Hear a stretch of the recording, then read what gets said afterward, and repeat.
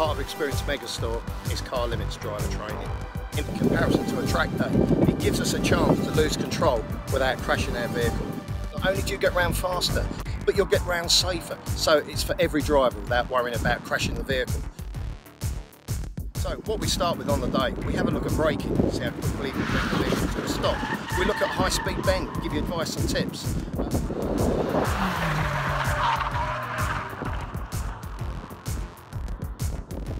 Over my shoulder, down by the side of my arm, is a drain line. This drain line is your imaginary brick wall. From this side of the drain line, you're a hero. From that side, you're a zero.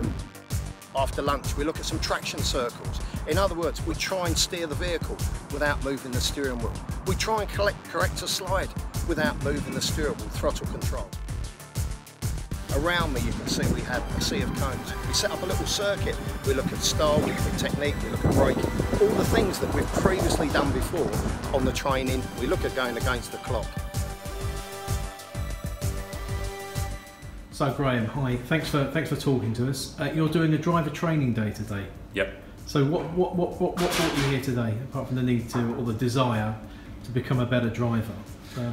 How did this come about? Well, I used to do a bit of driving. Obviously got a normal licence, but I used to compete in karting or rental karting championships, so I enjoyed that. I had some coaching doing that. And then I felt I was a little bit old for the grid. Came on an experience day, had a go in a Lotus here and realised I didn't really know anything about driving. Right. So you've come here today and one of our instructors, Mark, I believe, is showing you the ropes, a little bit, a few exercises and a few bits of training. So what sort of stuff are you doing today? Well, I'm in my own car today, so the roof's down, so they kindly left me this hat. And basically Mark is going over pretty much what I would call probably all the basics. So we're looking at rotational steering, car control at the limit, we're doing the high speed bend so we can get quite a bit of speed up safely. He's also teaching me about car setup, tyre pressures, lots of little detail like that. So it's more than just driving from my perspective. What speeds are you getting out there as you're coming off the top there? A lot more than last time, that's the main thing. Really? Yeah. So you've seen gradual improvement? A huge improvement. I think the first time I came here, I've made every mistake you can make, and I think that's good because you learn from it, but you can make those mistakes safely under instruction. So I'm probably almost touching 90 in my car, which is really good now. And when I started, I was struggling with the high 60s. I've also had a go in a Lotus here, and I've hired that one, which is really handy when my car was off the road. So yeah, lots of options. Was it that Lotus behind you there? Yes, that's the one. That's caught me out many a time. Has it?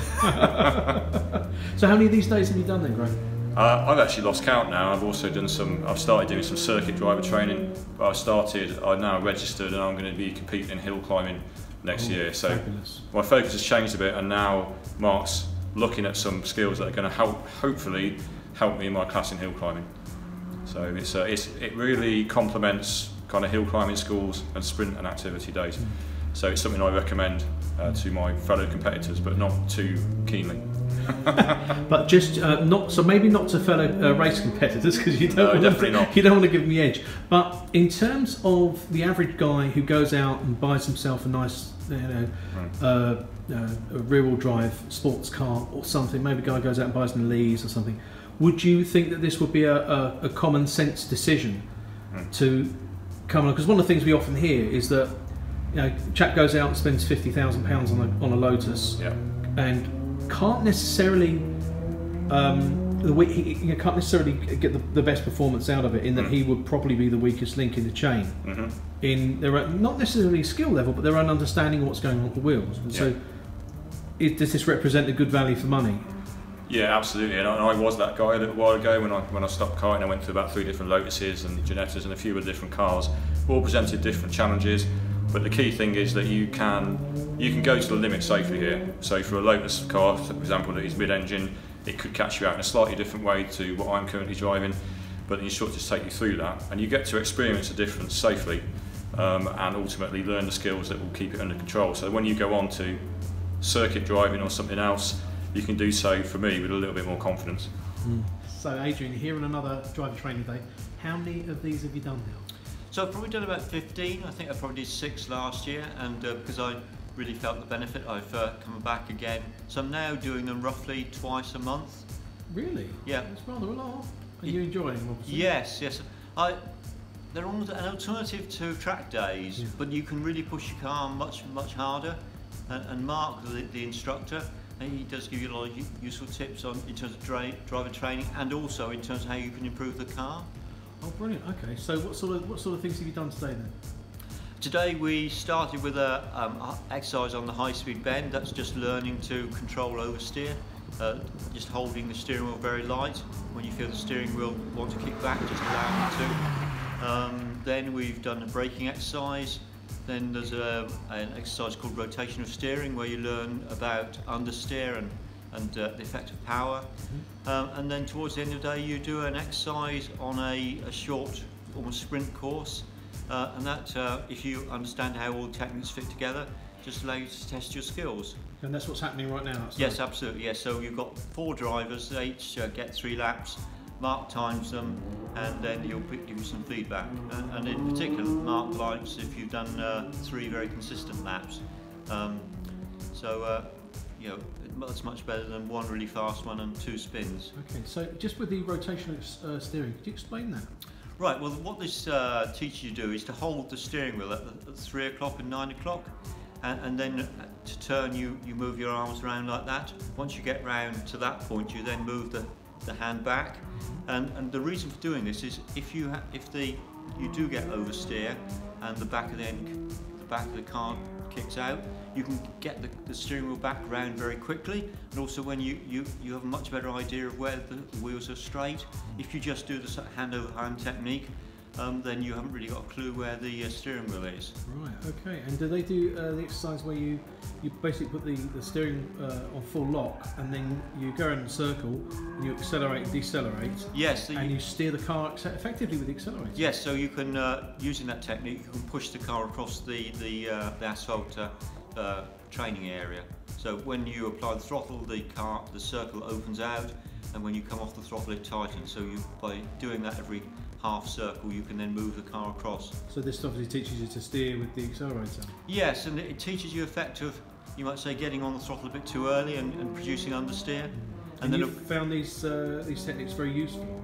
Yes, I think you certainly the understeer, the sort of controlling the use of the throttle, is one you can use. You could use on an open road. I think probably the one about catching the oversteer is one that you might just use in an emergency, but I think you need to be a madman to go drive that fast. But you know, you might find yourself in a situation where the back of the car broke away, and then you've got a much better chance of catching the slide. Just by letting the steering wheel move in your hands. If you just hold it, you will spin. Okay. So what about that? I mean, just generally speaking, would you say that the driver training days here of Experience Megastore represent good value for money? Yes, I mean, I think the price of the day is comparable with that of a track day, but you can get more time on the track here. You certainly get the chance to push your car way beyond your limits. So Mark will get you to do things which causes you to spin. Then he'll explain what you can do to avoid that, and to get you to do it again. And so gradually, by going over the limit and then coming back, you will improve your skills. Okay, when you come here, obviously you're bringing your own car, aren't you? You're bringing an MG today, I believe. Yep. But you can also hire our own cars as well. We've got a Lotus Elise. Yes, and I think people who maybe don't have a sports car that they have use of, or maybe don't want to push their car that hard, can hire one of the Car Limit's cars. And so what have you thought about that car as you've seen it going around? It's actually going around behind you right now. So have you sort of fancied to go in that yourself? Yeah? So the Elise, well, I think the Elise, my TF is just slightly slower than the Elise, so I'm using it as a bit of a sort of target. So that's the sort of speed that I want to achieve. But it would be quite nice to do a day or just a few laps in the Elise, just to see how one handles compared with the other.